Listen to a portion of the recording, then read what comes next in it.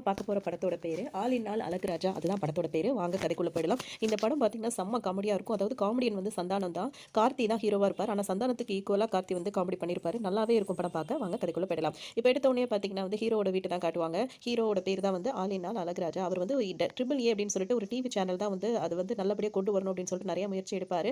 ஆனால் பார்த்தீங்கன்னா அந்த சேனல் வந்து அந்த அளவுக்கு பிரபலமாக ஆகாது. ஸோ அதை எப்படியாவது டெவலப் பண்ணிடணும் அந்த சேனல் அப்படின்னு சொல்லிட்டு அவர் ரொம்பவே மெனக்கெட்டு இருப்பார். அவங்க வீட்டை தான் காட்டுவாங்க. ஹீரோட அப்பாவை தான் பிரபு இருப்பார். அவர் ஒரு கடை வச்சிருப்பாரு. அவங்க ஒய்ஃபா இருப்பாங்க சரண்யா. அவங்க பார்த்தீங்கன்னா ஹீரோட அம்மாவா இருப்பாங்க. இப்போ ஹீரோட அப்பா வந்து அவங்க ஒய்ஃபை தான் கூப்பிட்டுருப்பாங்க. அவங்க வந்து காஃபி தான் இவருக்காக போட போயிருப்பாங்க. இப்போ இவர் கூப்பிட்டோன்னு பார்த்தீங்கன்னா அடுப்பு ஆன் பண்ணியிருப்பாங்க. அதை பற்ற வைக்கிறதுக்கு, அதாவது லைட் வச்சு பற்ற வைக்கிறதுக்கு முன்னாடி இவர் கூப்பிட்ட சத்தம் கேட்டோன்னே அப்படியே போட்டிங்க ஓடி வந்திருப்பாங்க. காஃபி என்னாச்சுன்னு சொல்லிட்டு இவர் கேட்பாரு. அதுதாங்க அடுப்பை பற்ற வைக்க போனால் அதுக்குள்ளே நீங்கள் கூப்பிட்டீங்களா, அதோட ஓடி வந்துட்டேன்னு என்னது கேஸ் வாண்ட் அடிக்குது அப்படின்னு சொல்லிட்டு இப்போ வந்து ஹீரோட அப்பா வந்து உள்ள பார்க்கும்போது பார்த்தீங்கன்னா கேஸ் ஆன் ஆகிட்டு இருக்கும். அப்போ தான் ஜன்னல்லாம் திறந்துட்டு ஏன் இப்படி பண்ணுறேன்னு கேட்டோன்னு உடனே மன்னிச்சிருங்கன்னு சொல்லிட்டு அந்த காலில் வந்து அப்படி பண்ணி கேட்டுருவாங்க. அதோட பார்த்தீங்கன்னா இவங்க ஒரு ஃபங்க்ஷனுக்கு வருவாங்க. ஹீரோட அப்பா அம்மாக்கு வந்து என்ன ஆசையா இருக்கும் அப்படின்னா பையனுக்கு எப்படியாவது ஒரு பொண்ணை பார்த்து கல்யாணம் பண்ணிடணும். இப்போ ஒரு கல்யாணத்துக்குலாம் அவர் வேணும்னே கூட்டிட்டு வருவாங்க. இந்த ஃபேமிலியில் உள்ள பொண்ணை பார்த்த உடனே பொண்ணு நல்லா இருக்கு, இந்த பொண்ணை வந்து எப்படியாவது பையனுக்கு கட்டி வச்சிருவோம் அப்படின்னு சொல்லிட்டு பேசுவாங்க. பொண்ணு வீட்டுக்கும் பையனை வந்து ரொம்ப பிடிச்சிருக்கும். இப்போ இவங்க ரெண்டு பேர் பேசிட்டே இருக்கிறத வந்து மாப்பிள்ளை கவனிச்சிருவார். அதாவது ஹீரோ கவனிச்சிட்டு என்ன சொல்வாருன்னா, என்ன கல்யாணத்துக்கு கூட்டு வந்தீங்களா, பொண்ணு பார்க்க கூட்டு வந்தீங்களா அப்படின்னு கேட்பார். பிடிச்சிருக்கோ இல்லையோ நேரில் பார்த்து சொன்னதானப்பா தெரியணும்னு சரி நானே சொல்றேன்னு சொல்லிட்டு அந்த ஃபேமிலி கிட்ட டேரக்டா சொல்லிடுவாரு. உங்களுக்கு வந்து மறைச்சு சொல்றதுல ஒன்றும் இல்லை, எனக்கு கல்யாணம் விருப்பம் இல்லை, பொண்ணு மேலே எனக்கு அந்த அளவுக்கு விருப்பம் இல்லை அப்படின்னு அந்த ஃபேமிலிக்கு ஒரு மாதிரி சங்கடமாயிடும். பேசிட்டு வேகமாக வெளியே வந்துருவாரு. அவங்க அப்பா அம்மா எவ்வளோ சொல்லுவாங்க, இன்னொரு தடவை என் கல்யாணத்தை பற்றி பேசுறீங்கன்னா அவ்வளோதான் அப்படி அப்படின்ற மாதிரி சொல்லிட்டு வந்துருவாரு. இப்போ தான் ஹீரோ காமெடியனோட என்ட்ரி. அவர் பார்த்தீங்கன்னா சந்தானம் பார்த்தீங்கன்னா அவர் ஒரு ஷாப் வச்சிருப்பாரு பேக்கரி மாதிரி. அதில் வந்துட்டு பார்த்தீங்கன்னா இவரோட பேர் வந்து இதில் வந்து கல்யாணம். அவர் பார்த்தீங்கன்னா இப்போ ஹீரோவோட சேர்ந்து தான் அவர் வந்து அதாவது என்ன சொல்றது, ரெண்டு பேரும் சேர்ந்து இந்த சேனல் எப்படியா டெவலப் பண்ணணும் அப்படின்றது தான். இப்போ என்னன்னா சொல்லுங்க ஆஃபீஸர் அப்படின்னு சொல்லிட்டு அவர் கேட்பாரு. இவர் வந்து எம்டி சார்னு சொல்லிட்டு தான் ஹீரோ அவர் கூப்பிடுவார். இப்போ ரெண்டு ஃபைல் இருக்கும். ஒன்று வந்து என்னன்னா அந்த சேனலோட ப்ராஃபிட்லாம் வந்த ஃபைல், இன்னொன்று வந்து பார்த்தீங்கன்னா அதோட லாஸ் வந்து அந்த ஃபைல் ஒன்று வச்சிருப்பாரு. ரெண்டுத்துல என்ன இது ப்ராஃபிட்டோட லாஸ் தான் உள்ளது அதிகமாக இருக்குன்ற உடனே இப்போ சந்தானம் என்ன சொல்வார்னா, ப்ராஃபிட்ன்றதே ஒன்று கிடையவே கிடையாது. இது வரைக்கும் நீங்கள் என்ன எங்களுக்கு சம்பளம்னு கொடுத்துருக்கீங்க, சம்பளமே கொடுத்தது கிடையாது. ஏதோ ஒரு ஃபங்க்ஷனுக்கு வந்துட்டு இப்போ கொஞ்சோண்டு பொறி கொடுத்தீங்க, தொட்டுக்க நாட்டு சக்கரை இல்லையான்னு கேட்டேன்.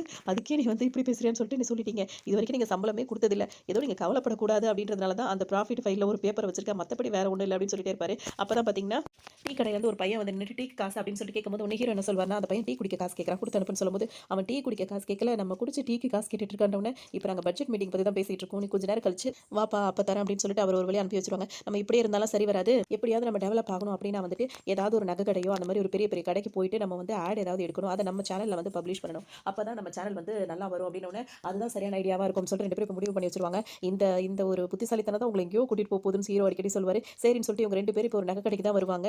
இங்கே பார்த்தீங்கன்னா இவர்கிட்ட வந்து அங்கே நாள் என்ன சொல்லிட்டு இன்கம் டேக்ஸ் வந்து ஆஃபீஸர் வராங்கன்றோட இவர் ரொம்ப பயந்துருவார். இவர் நகை கடை வச்சிருப்பாரு. இவங்க ரெண்டு பேரும் வந்து ஆடுக்காக தான் வந்து உட்காந்துருக்காங்கன்றது அவருக்கு தெரியாது. வந்த உடனே பார்த்தீங்கன்னா இன்கம் டேக்ஸ் ஆஃபீஸ்ல வந்துருக்காங்கன்னு சொல்லிட்டு 5 லட்ச ரூபா போதுமா அப்படின்ற மாதிரி ரெடி கேஷாக கொடுப்பாரு. இது 5 லட்சமான்னு சொல்லிட்டு சந்தானத்துக்கு வந்து வாயை பொழந்துருவாரு. அதோட எதுக்கு அப்படி இப்படின்னு சொல்லிட்டு பேசும்போது நீங்கள் இன்கம் டேக்ஸ் ஆஃபீஸர் தானே அப்படின்னு, இல்லை நாங்கள் வந்து ஆட் எடுக்கிறதுக்காக வந்திருக்கோம் அப்படின்னோடனே அவருக்கு வந்து செம்ம கோவம் வந்துடும். உனக்கு காசை வாங்கி இங்கே உள்ளே கொடுத்துட்டு அவங்க ரெண்டு பேரும் எந்திரிக்க சொல்லிடுவார். எதுக்கு வந்து கேட்கும்போது இந்த மாதிரி நாங்கள் ஒரு சேனல் வச்சிருக்கோம், இந்த மாதிரி ஒரு ஆட் எடுத்தோம் அப்படின்னா நல்லா போகும் அப்படி இப்படின்னு சொல்லுவாங்க. சரி சரி இவ்வளோ கேட்குறீங்கிறதுனால ஒத்துக்கிறேன், பட்ஜெட் எவ்வளோ அப்படின்னு சொல்லிட்டு அவர் கேட்பாரு. உடனே அவங்க என்ன சொல்லுவாங்கன்னா 5 லட்சம் அப்படின்னு சொல்லிட்டு சொல்லுவாங்க. அப்படின்னு திரும்பிப்பாரு. ஒரு 4 லட்சம் அப்படின்னு 3 லட்சம் ஒரு 10 லட்சம் அப்படின்னு கேட்கவே மாட்டார். 50,000 கம்மி எடுக்கவே முடியாது சார்னு சொல்லிட்டு கெஞ்சுவாங்க.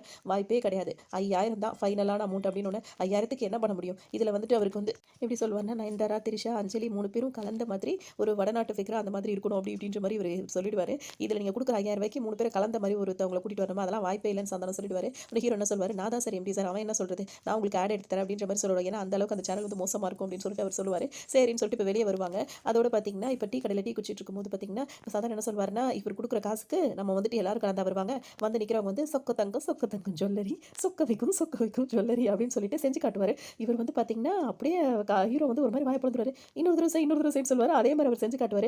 5 பைசா செலவு இல்லாமல் ஆடுக்கு ஹீரோயின் கிடச்சாச்சு அப்படின்ற மாதிரி அவர் சொல்லுவார். இப்போ என்ன பிளானாக இருக்கும்னு சொல்லிட்டு பார்த்தீங்கன்னா சந்தானத்துக்கு இப்போ லேடி கிட்ட போட்டு கூட்டிகிட்டு வருவாங்க. இவங்க பேர் வந்து பார்த்தீங்கன்னா கரீனா சோப்ரா. இப்போ கரீனா செம்ம காமெடியாக இருக்கும். அதோட இவங்க பண்ணுறதெல்லாம் இப்போ பார்த்தீங்கன்னா இவங்களை வந்து ஆடு சொல்லி கொடுக்குற மாதிரி சொல்லும் போது இவங்களை டச் பண்ணுறது கூட இவர் பிடிக்காது. வரும்போது 2 பேரோட வருவார். இவங்களை கரீனாவை பார்த்தோன்னே அவருக்கு வந்து என்னன்னா அவர் பிடிக்கும், இப்படி கையை பிடிச்சோன்னே ஷாக் வேற அடிக்க ஆரம்பிச்சிடும். அந்த அளவுக்கு அவர் வந்து பிடிச்சிருக்கும். அவங்க சாப்பிட்டு போடுற ஆப்பிள் வாங்கிக்குவார். அந்த மாதிரி அவங்க கிட்டேயே அந்த மாதிரி இருந்துட்டு இருப்பாரு. அவங்க பண்ணுறதெல்லாம் ஒன்றும் சொல்கிறதுக்கு இல்லை, நேரில் பார்த்தா தான் அப்படி இருக்கும். அதாவது நீங்கள் காமெடியாக பார்க்கும்போது உங்களுக்கு அவ்வளோ காமெடியாக இருக்கும். அதோட பார்த்தீங்கன்னா இந்த ஆடெல்லாம் நல்லபடியாக முடிஞ்சிடும். இப்போ ஆஃபீஸ்க்கு வந்து பார்த்தீங்கன்னா ஆஃபீஸ் வந்து பூட்டி இருக்கும். அவர் வந்து ஒரு லெட்டர் மட்டும் அந்த லெட்டர் பாக்ஸில் வச்சுட்டு போயிருப்பாரு. அதை என்ன அப்படின்னு சொல்லிட்டு இவர் ஓப்பன் பண்ணி லெட்டர் பார்க்கும்போது பார்த்தீங்கன்னா அதில் வந்து நான் வந்து இந்த வேலையிலேருந்தே ரிசைன் பண்ணிக்கிறேன், எனக்கு இந்த வேலையே வேண்டாம் அப்படின்ற மாதிரி எழுதி போட்டிருப்பாரு.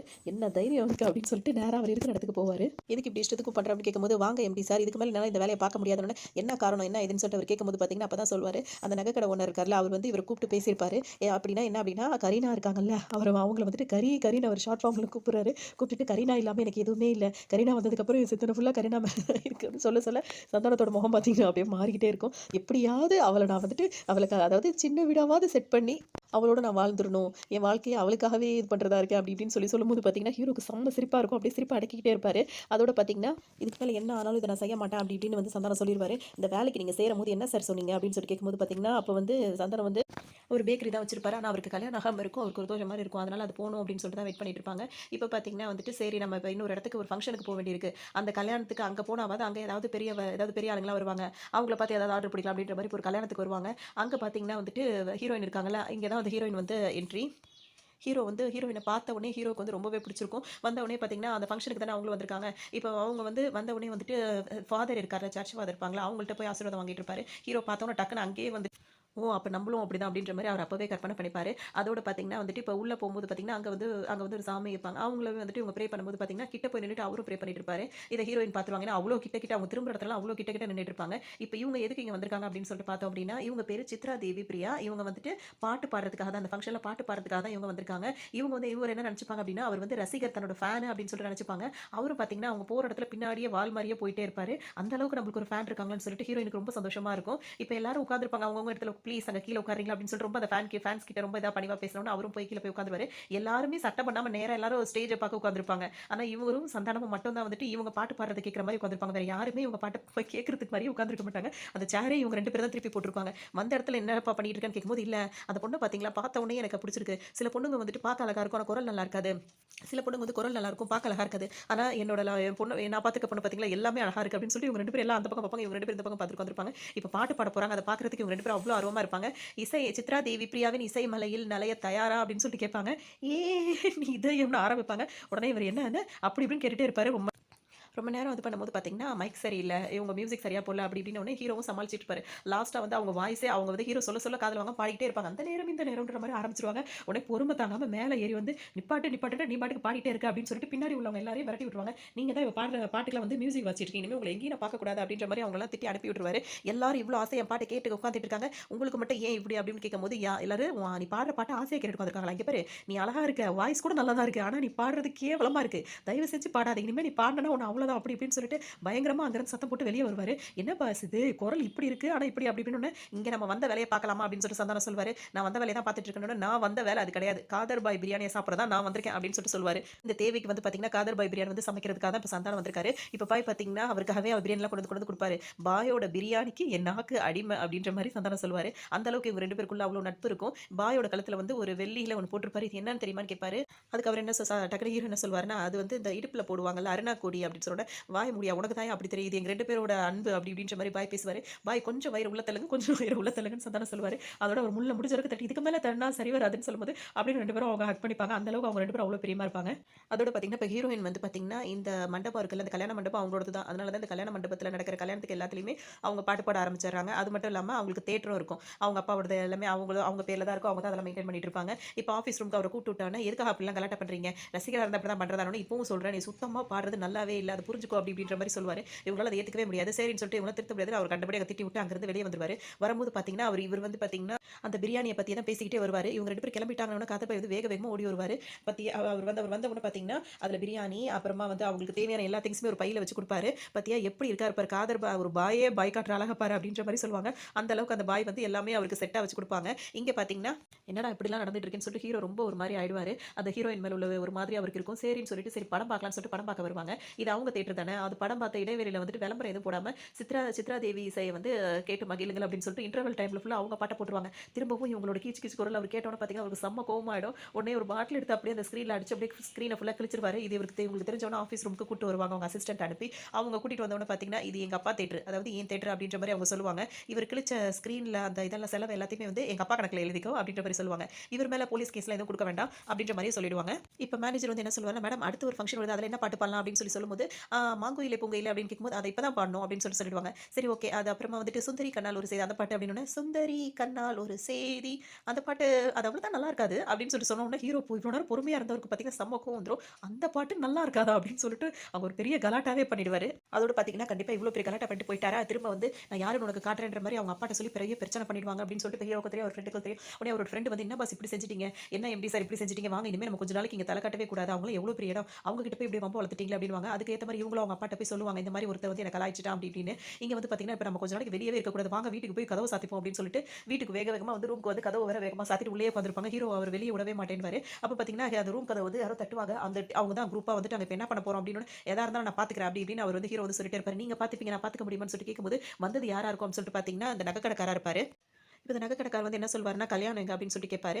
அவரை பத்தி சொல்றதுக்கு முன்னாடியே வந்து இவர் வந்து சொல்லுவாரு, இந்த மாதிரி வந்து கரீனாவை பத்தி விசாரிக்கிறதுக்காக வந்திருக்குன்றதுக்காக சொல்வாரு. அவர் ஃபர்ஸ்ட் ஹீரோ வந்து இவருக்கு தகுந்த மாதிரி தான் பேசிட்டு இருப்பாரு. இன்னொரு ஆட் எடுக்கணும், அதுக்கு அந்த மாதிரி கொஞ்சம் பணம் அப்படின்னு சொல்லிட்டு பேசிட்டு இருக்கும்போது பார்த்தீங்கன்னா, இவர் வந்து சந்தானம் போய் ஒளிஞ்சுக்குவார். இவரை பார்த்த உடனே அதனால அவர் ஒளிஞ்சு வந்துட்டு இருப்பாரு. இவருக்கு தெரியாது இவர் வீட்டில் இருக்கிறது. இப்போ இவருக்கு தெரியாது. இந்த டைம்ல வந்து பார்த்தீங்கன்னா, அவங்க இருக்காங்கல்ல ஹீரோயின் ஒரு மேனேஜர் வந்துட்டு இவருக்கு ஹீரோக்கு வந்துட்டு ஒரு பொக்கே கொடுத்து அனுப்பியிருக்காங்க அப்படின்னு யார் கொடுத்தான்னு சொல்லிட்டு கேட்கும்போது பார்த்தீங்கன்னா, ஹீரோயின் தான் கொடுத்தாங்கன்னு அவங்க எங்கன்னு சொல்லும்போது கார்ல வெயிட் பண்றாங்கன்னு ஹீரோக்கு சந்தோஷம் தாங்க முடியாது. சரி நான் கிளம்புறேன்னு சொல்லிட்டு சொல்லும்போது பார்த்தீங்கன்னா, அந்த நகைக்கடை ஓனர் வந்து விட மாட்டாரு. நீங்க தேடி வந்த கல்யாணம் வந்து உள்ளதா இருக்கா அப்படின்னு சொல்லிட்டு வேக வேகமா அவரோட வேலைக்காக அவர் அங்கிருந்து ஓடிடுவாரு. இப்போ அவர் போறதை பார்த்தோன்னே இவர் வந்து மாட்டிப்பாரு. கல்யாணம் கல்யாணம்னு கூப்பிடும்போது பார்த்தீங்கன்னா, இல்ல மோதிரத்தோட திருகாணி தொலைஞ்சிருச்சுன்னு போது மோதிரத்துக்கு எதிரா திருகாணி அப்படின்னு சொல்லிட்டு கூப்பிட்டு திரும்ப பேச ஆரம்பிச்சிருவாரு கரீனா சோப்ரா பத்தி. இதில் வர அந்த புக்கையில் வந்து என்ன எழுதிருக்கோம்னா தேங்க்ஸ்ன்னு போட்டு தேவி பிரியா அப்படின்னு சொல்லிட்டு போட்டிருக்கோம். என்ன வெறும் தேவி பிரியான்னு தான் போட்டிருக்கு, சித்ரா தேவி பிரியா தானே உங்கள் பேர் அப்படின்னு. என்னோட பேரே வந்து வெறும் தேவி பிரியா மட்டும் தான், நான் நல்லா பாடுறேன்றதுக்காக தான் சித்ரா தேவி பிரியான்றது என்னோட அடமொழி அப்படின்னு சொல்லுவாங்க. அப்புறம் எதுக்கு இப்போ வந்து தேவி பிரியா மட்டும் வச்சுக்கிட்டீங்கன்னா இனிமே அப்படி மட்டும் தான், சித்ரா தேவி பிரியா கிடையாது அப்படின்னு சொல்லவுடனே என்கிட்டயா பேசுறீங்க நம்பவே முடியல இதெல்லாம் எப்படின்னு போது என்ன அப்பதான் அவங்க நடந்த ஃபிளாஷ்பேக் சொல்லுவாங்க. இவங்க அப்பாட்ட போய் கம்ப்ளைண்ட் பண்ணிருப்பாங்க, இந்த மாதிரி ஒருத்தர் கலாய்ச்சிட்டாரு அப்படின்னு. நான் நல்லா தானப்பா பாடுறேன்னு சொல்லும்போது ஆமாம்மா நீ நல்லா தான்மா பாடுற, என்னடா சொல்லுங்க எல்லாரும் அப்படின்னு எல்லாரும் சுற்றி இருக்கவங்க ஆமாம்மா நீங்க ரொம்ப நல்லா பாடுறீங்கன்னு எல்லாருமே சொல்லுவாங்க. அப்பதான் அவங்களும் சந்தோஷப்பட்டு இருப்பாங்க. திடீர்னு அவங்க வந்து உண்மையை சொல்லுங்கப்பா, என் மேல சத்தியம் பண்ணி சொல்லுங்கன்னு. எதுக்குமா உன் மேல சத்தியம், என் மேல சத்தியமா நீ நல்லா தாமா பாடுற அப்படின்னு சொல்லிட்டு அவங்க அப்பா சொல்லுவாரு. என் மேல சத்தியம் பண்ணுங்க அப்படின்னு சொன்ன உடனே அவங்க அப்பாவால சத்தியம் பண்ணவே முடியாது. பண்ண போறவர் என்ன சொல்லிடுவாருன்னா, கேவலமா பாடுறமா உண்மையிலேயே என்னால முடியல, அதுவும் சில நேரத்துல ரிகர்சல்ன்ற பேர்ல நீ கத்திட்டு இருப்பியே அப்பெல்லாம் பாத்தீங்கன்னா காதுல ஈயத்தை காய்ச்சி ஊத்துற மாதிரி இருக்குமா அப்படின்ற மாதிரி சொல்லுவாரு. எத்தனை நாள் அப்பா கஷ்டப்பட்டிருக்கேன் தெரியுமா உன்னால, இதோட எல்லாத்தையும் நான் தான் சொல்லுவேன் நீ சொல்லுடி அப்படின்னு. அம்மாவுக்கு தலையில எப்படி அடிபடிச்சுன்னு தெரியுமான்னு சொல்லி கேட்பாரு. கிச்சன்ல தெரியாம அடிபடிச்சோட கிச்சன்ல எல்லாம் அடிப்படல சொல்லுடி வாய் திறந்தோட அவங்க அம்மா சொல்லுவாங்க அவங்களுக்கு வந்து பாக்கியராஜ் பாட்டுனா ரொம்ப பிடிக்கும். ஆனா அதை கேட்டுட்டு இருக்கும்போது ஒரு தடவை இவங்க வந்து அந்த பாட்டை வந்து கேவலமா பாடியிருப்பாங்க. அதை கேட்டவுடனே அவங்களா போய் தலையை போய் அந்த செவுத்துல போய் முட்டியிருப்பாங்க. இப்படிதாம்மா நாங்கள் எல்லாருமே நொந்துகிட்டு கிடக்கிறோம் அப்படின்னு சொல்லிட்டு அவர் சொல்லும் போது பார்த்தீங்கன்னா அவங்க ரொம்ப தேம்பி தேம்பி அழ ஆரம்பிச்சிருவாங்க. இது ஏமா அழாதம்மா அப்பாவால் தாங்க முடியலம்மா, நீ அம்மா நான் அப்படி சொல்ல மாட்டேன்னு தானே சொன்னேன், நீ வற்புறுத்தி கேட்டதுனால தானே அப்பா சொன்னேன் அப்படி இப்படின்னு சொல்லிட்டு அவர் அவ்வளோ சொல்லுவார். சரின்னு சொல்லிட்டு அன்னையிலேருந்து முடிவெடுத்தது தான் இப்போ நேரில் வந்து இவங்கள்ட்ட இப்போ பேசுவாங்க. பேசும்போது என்ன சொல்லுவாங்கன்னா, இனிமே வெறும் சித்ரா பிரியா அதாவது தேவி பிரியா மட்டும் தான், இது வரைக்கும் எல்லாருமே என் பின்னாடி இருக்கிறவங்க எல்லாருமே வந்துட்டு நான் நல்லா பாடுறேன்னு போய் சொல்லி என்ன இந்த அளவுக்கு கொண்டு வந்துட்டாங்க, நீ மட்டும் தான் என் முகத்துக்கு நேரம் நான் நல்லா பாடலன்னு சொல்லி எனக்கு புரிய வச்சேன், இல்லை அப்படின்னா இப்போவும் நான் லூசு மாதிரி தான் தெரிஞ்சிட்டு இருப்பேன் அப்படின்னு சொல்லிட்டு அவங்க சொல்லுவாங்க. அவருக்கு ரொம்ப சந்தோஷமா இருக்கும், ஒரு வழியாக அவங்க பாடுறதை விட்டுட்டாங்கன்னு சொல்லிட்டு ரொம்ப சந்தோஷப்படுவார். அதோட பார்த்தீங்கன்னா அப்படியே அவங்க ரெண்டு பேருக்குள்ள அப்படியே லைட்டாக பிடிச்ச மாதிரி இருக்கும். இங்கே ஒரு பாட்டு வரும், இவங்க அப்படியே இப்போ கிளம்பி போவாங்க. கிளம்பி போகும்போது பார்த்தீங்கன்னா அங்கே ஒரு சாங் வரும். இந்த சாங்கில் வந்துட்டு பார்த்தீங்கன்னா அந்த காஸ்டியூம் வந்து ஹீரோயினோட காஸ்டியூம் சூப்பராக இருக்கும், செல்லம் வெள்ளம் அப்படின்ற மாதிரி அந்த பாட்டில் நல்லா இருக்கும். இந்த பாட்டு பிடிச்ச கையோட வந்து ஹீரோ வந்துட்டு பார்த்தீங்கன்னா இப்போ ஃப்ரெண்ட் இருக்கார்ல சந்தானம் அவரை பார்க்கறதுக்காக வருவாங்க. அவர் நல்லா தூங்கிட்டு இருப்பாரு. தூக்கத்தில் வந்து பார்த்தீங்கன்னா கரீனா சோப்ராவை வந்துட்டு கடைக்காரர் இருக்கார், அவர் வந்து கல்யாணம் முடிச்சுட்டு அவங்கள ஒரு பழி பண்ணுற மாதிரி அவங்களுக்கு கனவு வந்து பார்த்தீங்கன்னா தூக்கத்தில் இருந்து அலறி அடிச்சுட்டு முழிப்பாரு. முழிச்சோன்னு பார்த்தீங்கன்னா இப்போ ஹீரோ உட்காந்துருப்பாரு. ஏன்னா கேட்கும்போது இந்த மாதிரி ஒரு மட்டமான கனவு சொல்லி இப்படி தெரிஞ்சிருந்த ஒரு அரை மணி நேரம் லேட்டாக வந்திருப்பேன்னு சொல்லி அவர் பாட்டுக்கு சிரிக்க ஆரம்பிச்சிருவாரு. என்ன கனவுன்னு சொல்லிட்டு ஹீரோ கேட்கும்போது பார்த்தீங்கன்னா அவர் கனவு சொல்லும்போது பார்த்தீங்கன்னா ஹீரோவால் கண்ட்ரோல் பண்ண முடியாது, அப்படி சிரிப்பாரு. நல்லா சிரிங்க எம்டி சார் நல்லா சிரிங்க, நான் வேணா உங்களுக்கு வந்து கிச்சு கிச்சு முட்டவா நல்லா சிரிங்க அப்படின்னு சொல்லுவாரு. ஏன்னா அடிக்கடி இவர் வேற கூப்பிட்டு இவரை மிரட்டிட்டே இருப்பார், எப்படியாவது கரீனா சோப்ராவை எனக்கு செட் பண்ணி விட்டுறணும், கரீனா கரீன்னு சொல்லிட்டு அவர் கூப்பிட்டு மிரட்டுறதுனால இவருக்கு கனவுலாம் இப்படி வந்து பயங்கரமா சிரிச்சு கலாய்ச்சிட்டு இருப்பாரு. இதுக்கப்புறம் பார்த்தீங்கன்னா, இப்ப சந்தானம் ஒரு முடிவுக்கே வந்துருவாரு. இதுக்கப்புறம் அந்த ஆட்ல வந்து நடிக்கக்கூடாது, கொஞ்சம் கூட இது பண்ணக்கூடாது அப்டின்ட்டு. அப்ப நம்மளோட ப்ராஜெக்ட்ல என்ன ஆகுதுன்னு சொல்லிட்டு ஹீரோ கேட்கும்போது, உங்களுக்கு ப்ராஜெக்ட் தானே வேணும். இன்னொருத்தர வந்து நான் இத வந்து கூட்டிட்டு வரேன். ஆடுக்கு கூட்டிட்டு வரேன். அப்டி இப்டின்னு சொல்லுவாரு. சரி ஓகே உனக்காக நான் அத ஒத்துக்கிறேன்ல. எனக்காக நீ என்ன செய்ய போற அப்டின்னு சொல்லிட்டு கேட்பாரு. சரி என்னதான் செய்யணும்னு சொல்லிட்டு இப்ப சந்தானம் கேட்கும்போது, ஹீரோயினுக்கு போய் ஒரு பொக்கே குடுக்க சொல்வாரு. அதாவது இவர் வந்து ஹீரோயின லவ் பண்றார்ல. அதனால ஐ லவ் யூன்னு எழுதிட்டு ஒரு பொக்கே குடுக்க சொல்வாரு. சந்தானமும் வந்துட்டு அவங்களுக்கு கால் பண்ணிட்டு வந்திருப்பாரு. வரும்போது பார்த்தீங்கன்னா, அவங்க வந்து பார்லர்ல தான் இருப்பாங்க. பார்லர்ல இருக்கிறத பார்த்த உடனே இப்ப சந்தானம் என்ன சொல்வாருன்னா, ஆம்பளைங்கலாம் பாருக்கு போய் பணத்த வீணாக்குறாங்கன்னா, பொம்பளைங்கலாம் வந்து பார்லருக்கு போய் பணத்த வீணடிக்கிறாங்க அப்டின்ற மாரி சொல்லிட்டே இப்ப உள்ள வருவாரு. இவங்கள பார்த்தோனே இங்க யாரும்மா தேவி பிரியான்னு சொல்லி கேட்கும்போது, அவங்க பாதி ஃபேஷியல்ல இருந்துட்டு இருப்பாங்க. ஏன் நான் தான் அப்படின்னு சொல்லும்போது பார்த்தீங்கன்னா, கிட்ட போய் நின்னுட்டு நான் கல்யாணம் அப்படின்னோனே, அதோட கங்கிராச்சுலேஷன்ஸ் அப்படின்னு சொல்லுவாரு. அதோட பார்த்தீங்கன்னா, என்ன பண்ணணும்னு சொல்லி கேட்கும்போது, கணக்கு கல்யாணத்துக்கு மொய் எழுதணும் அப்படி இப்படின்னு பேசுவாரு. அதோட இப்ப தானே வந்துட்டு 10 நிமிஷத்துக்கு முன்னாடி நான் வரேன்னு சொல்லிட்டு கால் பண்ணியிருந்தேன். அதுக்குள்ள என்னன்னு கேட்குறீங்க, இந்தாங்க புக்கேன்னோன புக்கே வந்து ஐ லவ் யூன்னு எழுதியிருக்கும். அத பார்த்த உடனே பார்த்தீங்கன்னா, அவங்களுக்கு செம்ம கோவம் வரும். வந்துட்டு இப்ப ஹீரோவையும் அவரையும் சேர்த்து வச்சு திட்டுவாங்க. படிச்சிருக்கீங்கல்ல, உங்களுக்குலாம் சென்ஸே கிடையாதா? இந்த மாரி தான் நடந்துக்கிறதா? அப்படி இப்படின்னோனே, நான் அப்படி தப்பா என்ன பண்ணிட்டேன்? உன்ன புடிச்சிருந்தது பிரியா. அதனால தான் லவ் யூன்னு சொல்லிட்டு எழுதிட்டேன்னோனே, உங்களுக்கு பிடிச்சிருந்தது தப்பு கிடையாது. நீங்க ஐ லவ் யூ சொன்னது கூட தப்பு கிடையாது. உங்க டிரைவர்ட்ட குடுத்து நீங்க அனுப்புறது கூட தப்பு கிடையாது. ஆனா வந்துட்டு அத நீங்க ஸ்பெல்லிங் மிஸ்டேக்கோட எழுதிருக்கீங்கல்ல, அதுதான் வந்து தப்புன்னு சொல்லுவாங்க. ஹீரோ வந்துட்டு வாங்கி பார்த்துட்டு, "இதுல என்ன தப்பு இருக்கு? ஐ லவ் யூ தானே இருக்குன்னு ஸ்பெல் பண்ணுங்க" அப்படின்னு சொல்லுவாங்க. அவரும் சொல்லும்போது, LOVE யூன்னு என்ன யூ? யூனா யூ.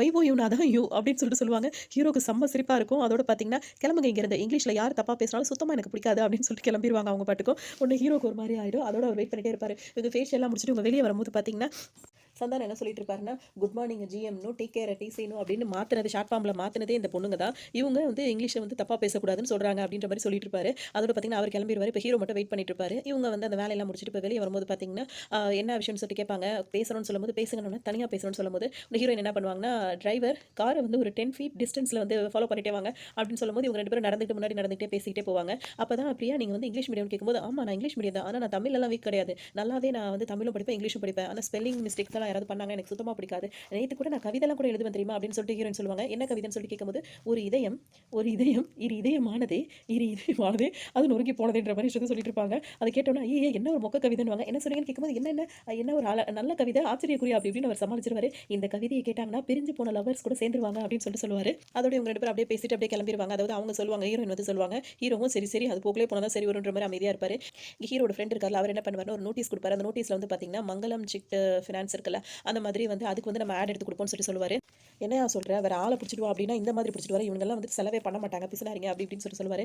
இப்போதைக்கு நம்ம இத வந்து இந்த ஆட வந்து நம்ம செஞ்சு குடுப்போம். அந்த ஆள் வந்து வயசானவன். அவனுக்கு இவ்ளோ சொத்து பத்து இருக்கு தெரியுமா? எப்படியாவது இந்த ஆட மட்டும் நம்ம முடிச்சு குடுத்துட்டோம் அப்டின்னா நல்லா இருக்கும் அப்டின்னு சொல்லுவாரு. ஆனா ஹீரோக்கு இதுல உடன்பாடே இருக்காது. இப்ப நேரா அங்க போறோம். இந்த ஆட வந்து கன்ஃபார்ம் பண்றோம். ஆர்டர வாங்குறோம். அப்படியே நம்ம பிசினஸ நம்ம டெவலப் பண்றோம் அப்டின்னு சொல்லிட்டு இப்ப ஹீரோ வலுக்கட்டாயமா கூட்டிட்டு போவாரு. ஹீரோக்கு விருப்பமே இருக்காது. அங்க போய் உட்கார்ந்திருக்கும்போது பார்த்தீங்கன்னா, ஒரு தாத்தா தான் உட்கார்ந்திருப்பாரு. அந்த தாத்தா வந்துட்டு ப்ரே எல்லாம் பண்ணி முடிச்சுட்டு வந்து உட்காருவாரு. இப்ப வந்து பார்த்தீங்கன்னா, இப்ப ஹீரோட ஃப்ரெண்ட் தான் பேசிட்டு இருப்பாரு. இந்த மாதிரி நாங்க ஒரு ஆட் எடுத்து குடுக்குறோம் அப்டின்னு பேசும்போது, அவரும் வந்துட்டு ரொம்ப சந்தோஷம். நீங்க இந்த மாரி சொன்னது எல்லாமே. நானும் மக்களுக்காக சேவை பண்றதுக்காக தான் எல்லாமே பண்ணிட்டு இருக்கேன். 10 காசு கூட நான் மக்கள் கிட்ட நான் வாங்குனதே கிடையாது அப்படின்னு சொல்லுவாரு. அதே மாரி நீங்களும் 10 காசு கூட வாங்காம இந்த ஆட் எடுத்து குடுத்தீங்கன்னா ரொம்ப நல்லா இருக்கும்ன்ற மாரி அவரு பேசுவாரு. என்னது இதுலயும் காசு வராதா? அப்படின்னு சொல்லிட்டு அவங்க கோவப்பட்டுட்டு உட்கார்ந்திருப்பாரு ஹீரோ. அதோட நாங்க இந்த ஆட உங்களுக்கு எடுத்து தரோம் அப்படின்ற மாரி ஹீரோட ஃப்ரெண்ட் சொல்லிட்டே இருப்பாரு. உடனே அந்த தாத்தா என்ன சொல்வாருன்னா, நம்ம 2 பேரும் தான் பேசுறோம். அவர் வாயே தொறக்க மாட்டாருன்ற உடனே டக்குனு இப்ப ஹீரோ வாய் தொறந்து என்ன சொல்வாருன்னா, அந்த சோப்பு டப்பா எப்ப உங்க கனவு கனி சரோஜா தேவி யூஸ் பண்ணதா? அப்படி இப்படின்னு கேட்பாரு.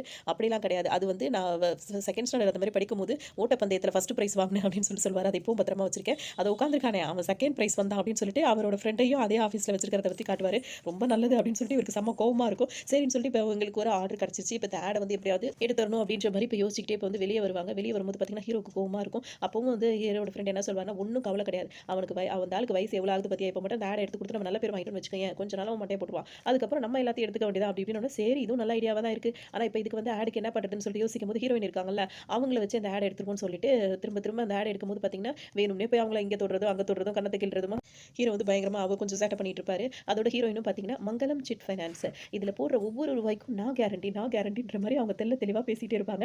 அதாவது ஒரு ரூபாய்க்கும் நீங்க என்னதான் கேரண்டி அப்படின்ற மாரி சொல்லிடுவாங்க. என்ன நம்பி நீங்க பணத்த போடலாம்னு சொல்லிடுவாங்க. இந்த ஆடும் அவங்க நினைச்ச மாரி சூப்பரா வந்துரும். அதனால நெறைய பேர் வந்து பணம் போட ஆரம்பிச்சுருவாங்க. இப்ப ஹீரோயினுக்குலாம் ரொம்ப சந்தோஷமா இருக்கும். உடனே ஹீரோ வந்து ஹீரோயின கொண்டு வந்து டிராப் பண்ணிட்டு, சூப்பரா பேசுனீங்க பிரியா. அதாவது அதுவும் அந்த கடைசி டயலாக் அந்த நான் கேரண்டின்னு சொன்னீங்கல்ல, அது ஒரே தடவ சொல்றீங்களா? ப்ளீஸ் அப்படின்னு கேட்பாரு. இங்கயா? அதெல்லாம் முடியாது அப்படின்னு சொல்லும்போது சொல்லும்போது சரி நான் வரேன் அப்படின்னு கிளம்பும்போது ஓகே நான் செய்கிறேன் அப்படின்னு சொல்லிட்டு அவங்க செய்வாங்க. அதே மாதிரி செஞ்சு காட்டினோன்னே ஹீரோ வந்து அப்படியே கண்ணத்தை பிடிச்சி கொஞ்சிட்டு ஐ லவ் யூ அப்படின்னு சொல்லிட்டு சொல்லுவார். அப்போ உடனே ஹீரோயின் என்ன சொல்லுவாங்கன்னா அப்படி எனக்கு ஒன்றும் தோணலையே அப்படின்னு சொல்லிட்டு சொல்லுவாங்க.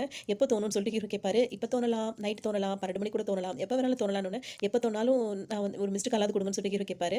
மிஸ்டு கால் எதுக்கு, அப்படி தோணும் போது நான் காலே பண்ணுறேன் அப்படின்னு சொல்லிட்டு ஹீரோயின் சொல்லுவாங்க. அப்படியே அப்படியே அவங்களுக்கும் அவரை பிடிச்சிருக்கும். ஆனால் அப்படியே கொஞ்சம் சமாளிச்சுட்டு அப்படியே உள்ள போயிடுவாங்க. ஹீரோக்கு ரொம்ப சந்தோஷமா இருக்கும். வீட்டில் வந்து டிவி பார்த்துட்டே இருப்பாரு. அதோட பார்த்தீங்கன்னா இப்போ அவங்க அப்பா வந்துட்டு ஒரு ட்ராமா போட்டுட்டு வருவார். வரும்போது அவங்க அம்மா வந்துட்டு என்னம்மா என்னடா இது இந்த பழக்கத்தில் ஆரம்பிச்சு வச்சுட்டாரு அப்படின்ற மாதிரி சொல்லுவாங்க. ஆமா நான் இதுக்கு மேலே இப்படி இருக்க மாட்டேன். பையனுக்கு கல்யாணம் பண்ணணும்னு நினச்சி இவன் ஒத்துக்கவே மாட்டேங்கிறான். அதனால நான் 2வது கல்யாணம் பண்ண போறேன்ற மாதிரி ஹீரோட அப்பா சொல்லுவார். என்னப்பா இது அசிங்கமா இருக்குப்பா, கல்யாண வயசுல பையனை வச்சுட்டு இந்த மாதிரிலாம் பண்ணாத பண்ணோன்னே நான் ஏன் பண்ணக்கூடாது, நான் முடிவு பண்ணிட்டேன், நான் பொண்ணும் பார்த்துட்டேன் அப்படின்னு போடி போடின்னு சொல்லிட்டு பொண்டாட்டி வேற இது பண்ணிட்டே இருப்பாரு. என்னங்க இப்படி எல்லாம் சொல்றீங்க, என்னை மன்னிச்சிருக்கேன் அவங்க வேற ஒரு பக்கம் அந்த மாதிரி பண்ணிட்டு இருப்பாங்க. அதோட வந்து இப்போ நான் உண்மையை சொல்லலாம் தான்ப்பா நினைச்சேன் அப்படின்னு சொல்லுவார். அதுக்கு முன்னாடி இப்போ இவர் ஹீரோட அப்பா வந்து ஒரு ஃபோட்டோ வேற காட்டுவார். பொண்ணு ஃபோட்டோ யாரோட ஃபோட்டோவா இருக்குன்னா கரீனா சோப்ரா இருக்காங்கல்ல, அந்த அந்த ஃபோட்டோவை தான் இவரும் காட்டுவார். பார்த்தோன்னா ஹீரோக்கு சிரிப்பா வந்துட்டு என்ன சொல்வார்னா, கொஞ்சம் நேரம் அப்பா நானே சொல்லணும் தான்ப்பா இருந்தேன், நான் ஒரு பொண்ணை லவ் பண்ணுறப்பா, அந்த ஓகே ஆனதுக்கப்புறம் உங்கள்கிட்ட சொல்லலான்னு இருந்தவொடனே அப்படியா அப்படி இப்படின்னு சொல்லி 2 பேரும் ரொம்ப சந்தோஷப்படுவாங்க. அப்போ ஏன்டா இவ்வளோ நாளாக சொல்லணும், இன்னும் ஓகேவே ஆகலப்பா, அந்த பொண்ணு எப்போ வேணாலும் கூப்பிட்றேன்னு சொல்லியிருக்காப்பான்னு. ஏன் அவன் இன்னும் ஓகே சொல்லலையா, என்னவா அவளுக்குன்ற மாதிரி அம்மாவுக்கு வேற கோவம் வரும். அதோட பார்த்தீங்கன்னா இப்போ ஹீரோயின் கிட்ட இருந்து கால் வரும். என்னடா அதுக்குள்ளே கால் வந்துருச்சு அப்படின்னு உடனே சரின்னு சொல்லிட்டு ஒரு ஃபோன் எடுத்து அட்டன் பண்ணி பேசிட்டு சொல்லு பிரியா, என் பக்கத்தில் யாரும் இல்லை, நான் தனியாக தான் இருக்கேன் அப்படின்ற மாதிரிலாம் பேசுவார். எங்கே இருக்கீங்கன்னு வீட்டில் தான் இருக்கேன், கொஞ்சம் நேரில் வரீங்களா பேசணும்னு சொல்லுவாங்க. உடனே எங்கள் அப்பா அம்மா பார்த்தீங்கன்னா டே என்னடா எங்களை மட்டும் விட்டு கிளம்புற, நாங்களும் வரண்டா மருமகளை பார்க்கன்னு சொல்லுவாங்க. மொதல் இப்போ ராஜா வந்து லவ் மூடில் இருக்கான் அப்படின்னு சொல்லிட்டு அவர் கிளம்பிடுவார். சரின்னு சொல்லிட்டு அவங்களும் புரிஞ்சுட்டு அமைதியாக இருப்பாங்க. இங்கே வந்து பார்த்தீங்கன்னா இவங்க வந்துட்டு அவங்க வந்து சேரை போட்டு உட்காந்துட்டு பக்கத்தில் வந்துட்டு தண்ணி பாட்டில், மேரி பிஸ்கெட்டு, அதுக்கப்புறம் கொஞ்சம் ஸ்நாக்ஸ் அதெல்லாம் வச்சிருப்பாங்க. பக்கத்தில் ஒரு ஆள் நின்றுட்டு அந்த கொசு பற்றி சுருள் வேற பற்றி வச்சிருப்பாங்க. அப்படியே கொசு இருக்குன்னு சொல்லிட்டு அந்த பேட்டை வச்சு அவர் வேற அடிச்சுக்கிட்டு இருப்பாரு. இப்போ அவன் போல உட்காந்துருப்பாங்க, தலையில் ஒரு துண்டை வேற பொத்திக்கிட்டு. இப்போ ஹீரோ வந்துட்டு எல்லாரும் வந்துட்டு எப்படி எப்படியோ சர்ப்ரைஸ் பண்ணுவாங்க. ஒரு கொசு பற்றி ஏற்றி வச்சு ஐ லவ் யூ சொல்கிற பற்றியா, இந்த அடக்கம் உன்னை எங்கேயோ கொண்டு போயிட பிரியானவனே உங்களுக்கு கோவம் வந்து அப்படியே தண்ணி பாட்டில் தூக்கி போடுவாங்க ஒரு மேலே. ஒரு கேட்ச் பிடிச்சிட்டு என்னம்மா ஏதோ ஏரியா டீமில் கிரிக்கெட் டீமில் வந்துட்டு நான் கீப்பராக விக்கெட் கீப்பராக இருக்கிறதுனால கேட்ச் பிடிச்சா என்ன இருக்கும் அப்படின்ற மாதிரி அவர் சொல்லுவார். என்ன பிரியாச்சுன்னு சொல்லிட்டு கேட்கும்போது அப்போ தான் அவங்க ஒரு கதையை சொல்லுவாங்க. இப்போ இந்த போலீஸ்கார் வந்து பாரு கூட்டம் அவங்க வீட்டு வாசல்ல அவ்வளோ கூட்டம் நின்றுட்டு இருக்கும். என்ன ஆச்சுன்னு சொல்லிட்டு அந்த போலீஸ்கார் சொல்ல ஆரம்பிக்கும் போதே பார்த்தீங்கன்னா இவங்க வந்துட்டு பொண்ணு வந்து அப்பாவை கூப்பிட்டு அப்பா அப்படின்னு சொல்லிட்டு பேசுவாங்க. மங்களம் சிட் ஃபைனான்ஸ் இருக்குல்ல, அந்த எடுத்த ஆட் வந்து ரொம்ப ஃபேமஸ் ஆயிடுச்சு போல இருக்கு, அதனால தான் எல்லாரும் ஆட்டோகிராஃப் கேட்க வந்திருக்காங்கப்பா அப்படின்னு அவருக்கு சந்தோஷம் தாங்காது. அந்த ஃபோனை அந்த பெரிய ஃபோனை வாங்கி பேசுங்கப்பா எல்லாருக்கிட்டையும் சொல்லிட்டு ஹீரோயின் சொல்லுவாங்க. டக்குனு இப்போ ஹீரோயின் அப்பா இருக்காரு, அவர் என்ன செய்வாரு, அந்த ஃபோனை வாங்கிட்டு எனக்கு எல்லாம் புரியுது, அந்த சிட் ஃபண்ட் அந்த ஆட் வந்து என் பொண்ணு நடிச்சிருக்கா, அது உங்களுக்கு எல்லாருக்கும் ரொம்ப பிடிச்சிருக்கு, அதனால வந்துட்டு நீங்க எல்லாரும் இங்கே வந்திருக்கீங்க, உங்கள் எல்லாருக்கூடையும் சேர்ந்து நின்று ஃபோட்டோ எடுக்க என் பொண்ணுக்கும் ஆசை தான், அவங்க எல்லாருக்கும் ஆட்டோகிராஃப்லாம் போட்டு கொடுத்து தனித்தனியாக ஃபோட்டோ எடுக்க ஆசை தான். ஆனால் இன்னைக்கு அது சரி வராதனால இன்னொரு நாள் மண்டபத்தில் வச்சு இதை விசேஷமாக செஞ்சிடலாம் அப்படின்னு சொல்லிட்டு சொல்லுவார். யார் யார் வேணும், பொண்ணு கூட சேர்ந்து ஃபோட்டோவும் ஆட்டோகிராஃபும் அந்த பொண்ணு சொல்லிச்சுட்டு தானே நாங்கள் அந்த ஃபினான்ஸில் பணம் போட்டோம், அங்கே பார்த்தீங்கன்னா அவன் எல்லா படத்தையும் ராவா எடுத்து ஓடிட்டான், இப்போ அந்த இதே வந்து மூடியாச்சு அப்படின்னு ஒன்று இப்போ 10 லட்சம் இப்போ நீங்கள் தான் தரணும்னு இவர் அப்பாவுக்கு ஒரு மாதிரி ஆகிடும், பொண்ணுக்கு ஒரு மாதிரி ஆகிடும். அதுக்கு முன்னாடி அந்த போலீஸ்கார் பேசும்போதெல்லாம் இருங்க அங்கிள் சொல்லும்போது ஒன்று அவரே என்னது அங்கிள் அப்படின்ற மாதிரி அவர் பக்கம் சொல்லிட்டு இருப்பாரு. இதை கேட்கும்போது பார்த்தீங்கன்னா பேசுங்க சார், இப்போ தான் போலீஸ்கார பேச விடுவாங்க. இப்போ மைக்கை வாங்கிட்டு இப்போ அவங்க அப்பா வந்து எங்களுக்கும் அந்த ஃபண்டு அந்த காரங்களுக்கும் எந்த சம்மந்தமும் இல்லைன்னு உன் பொண்ணு தானே ஒவ்வொரு ரூபாய்க்கு நாங்கள் கேரண்டின்னு சொன்னா அப்படின்னு சொல்லும்போது பார்த்தீங்கன்னா உடனே வந்து அந்த தாத்தாவோட பேரெல்லாம் இழுத்து பேசிடுவாங்க. உடனே வந்து ஹீரோயினோட அப்பாவுக்கு கோவம் வரதுக்கு முன்னாடி ஹீரோயினுக்கு கோவம் வந்துடும். டக்குனு இவங்க என்ன பண்ணுவாங்கன்னா அந்த ஃபோனை வாங்கி இவங்க வச்சுக்கிட்டு இவங்க பேசுவாங்க எல்லார்கிட்டையும். கேவலம் ஒரு பிச்சை காசு 10 லட்சம், அதை வந்து இப்படி பேசுறீங்களா, இந்த அவரோட தாத்தா பேரை சொல்லி அவரோட பேத்தி நான் அப்படி இப்படின்னு சொல்லிட்டு அந்த 10 லட்சத்தை எடுத்து கொடுங்கப்பா அப்படின்னு சொல்லிட்டு அசால்ட்டா சொல்லிடுவாங்க. இவங்க அப்பாவுக்கு என்ன பண்ணுறதுனே தெரியாது. உடனே அவர் மேனேஜர் இருக்காரு, அவர்கிட்ட இன்னும் 10 நிமிஷத்தில் எல்லாருக்கும் படத்தை வந்து கொடுத்து செட்டில்மெண்ட் பண்ணி அனுப்பினோன்னு எல்லாரும் சித்ரா தேவி பிரியா வாழ்க, அதுவும் சித்ரான்னு சொல்லும்போது இல்லை வெறும் தேவி பிரியானோன்னு அதே மாதிரி எல்லாரும் வந்து வாழ்கன்னு சொல்லுவாங்க. எல்லார்கிட்ட ரொம்ப கை காட்டிட்டு ரொம்ப ஃபேன்ஸ் மாதிரி வச்சுட்டு உடனே அப்பா வந்து அவளை உள்ள கூட்டிட்டு சொல்லுவாரு. அவங்களும் அம்மா வலுக்க டைமா உள்ள கூட்டிட்டு வருவாங்க. உள்ள வந்தோடனே எப்படிப்பா எப்படி பேசி சமாளிச்சேன் பார்த்தீங்களான்னு சொல்லிட்டு ரொம்ப பெருமைப்படுவாங்க. உள்ள வந்தோட பார்த்தீங்கன்னா பொண்ணுக்கு ஹீரோயினுக்கு வந்து பார்த்தீங்கன்னா பலாருன்னு ஓங்கி ஒரு அரோடும் போது பார்த்தீங்கன்னா ஒரு நிமிஷம் உங்களுக்கு மயக்கமே வந்து தெளிவாங்க. அப்படியே அதிர்ச்சியில் உறைஞ்சு போய் நிற்பாங்க. நல்லா நடிச்சிருப்பாங்க, இந்த கேரக்டர் அவங்களுக்கு கரெக்டாக பொருந்திருக்கும். அதோட அவங்க அப்பா வந்து 10 லட்ச ரூபா காசு, உன்னை காசோட அருமை தெரியாம வளர்த்தது எவ்வளோ தப்பு, எங்க தாத்தா எவ்வளோ கஷ்டப்பட்டு இதெல்லாம் சம்பாரிச்சார் தெரியுமா அப்படி இப்படின்னு சொல்லி ஓங்கி அரைஞ்சிருப்பாரு. அதை சொல்லி அழுவாங்க. இது வரைக்கும் எங்க அப்பா ஒரு தடவை கூட என்ன கஷ்டப்படுற மாதிரி பேசினதில்லை, ஒரு அடி கூட அடிச்சதில்லை, ஆனால் இன்னைக்கு இப்படி நடந்துக்கிட்டாருன்னா அதுக்கு காரணம் நீ மட்டும் தான், இனிமே என் லைஃப்ல நீ கிடையவே கிடையாது, உன்னை பார்க்கவும் நான் விருப்பப்படவே இல்லை, எனக்கு ஏதாவது நீ நல்லது செய்யணும்னு நினைச்சுன்னா இப்பவே இங்கிருந்து போயிடு. அப்புறம் அப்போ நம்ம லவ்னு ஆரம்பிப்பாரு. அதோட லவ்வா மண்ணாங்கட்டி அப்படி இப்படின்னு கண்டுபிடித்திட்டு அவரை துரத்திடுவாங்க. அவர் இப்போ துண்டை குத்திட்டு வெளியே வந்துட்டு இருக்கும்போது பார்த்தீங்கன்னா இப்போ சந்தான ஆட்டோல வந்து இறங்கி வருவாரு. எப்படி சார் உங்களுக்கு விஷயம் தெரியுமா, அந்த மங்கலம் அந்த தாத்தா வந்து அந்த கடை தாத்தா வந்து சொல்லாம கொள்ளாம நைட்டா பணத்தை எடுத்துட்டு ஓடிட்டான், ஒரு சோப்பு டப்பாக்காகவே, அதாவது ஒரு சின்ன சோப்பு டப்பாக்காகவே அந்த ஓட்டம் ஓடி இருக்கான் அப்படின்னா லட்சக்கணக்காக பணம் வந்தோன்னு ஓடாமையா இருப்பான் அப்படின்னு சொல்லுவாரு. அதோட பார்த்தீங்கன்னா இப்போ ஹீரோக்கு செம்ம டென்ஷன் ஆகி அவரே சத்தம் போட்டு வீட்டுக்கு வருவாரு. அதோட இவர் லவ் ஃபெயிலியர்ல மாடியில் நின்று புலம்பிட்டு இருப்பாரு. அப்போ வந்து பார்த்தீங்கன்னா பார்த்தீங்கன்னா, அவரோட அப்பா, அம்மா மாடிக்கு வந்துட்டு, "என் பையனும் லவ் பண்றானா, அவன் வேற ஃபெயிலியரா?" அப்படின்னு சொல்லிட்டு சிரின்னு சிரிச்சுட்டு இருப்பாங்க. அப்போ பையனுக்கு லவ் ஃபெயிலியர் ஆனோன்னு சந்தோஷப்படும்போது, அப்பா, அம்மா நீங்களா தான் இருப்பீங்க அப்படி இப்படின்னு ஹீரோ கோவமா பேசிட்டு இருப்பாரு. "அடேய் நீ எல்லாம் இதெல்லாம் பண்றியா? நான் சண்டை சிரிக்கிறேன். மத்தபடி வேற ஒண்ணும் இல்லன்னு" சொல்லிட்டு மகன சமாதானப்படுத்துவாங்க. அது மட்டும் இல்லாம, நாளைக்கே போறோம் குலதெய்வம் கோவில்ல வந்துட்டு சாமி கும்பிட்டுட்டு நேரா அந்த வீட்டுக்கு போறோம். என்ன பிரச்சனையா இருந்தாலும் பேசி தீர்க்கிறோம். உங்க கல்யாணத்த முடிக்கிறோம்.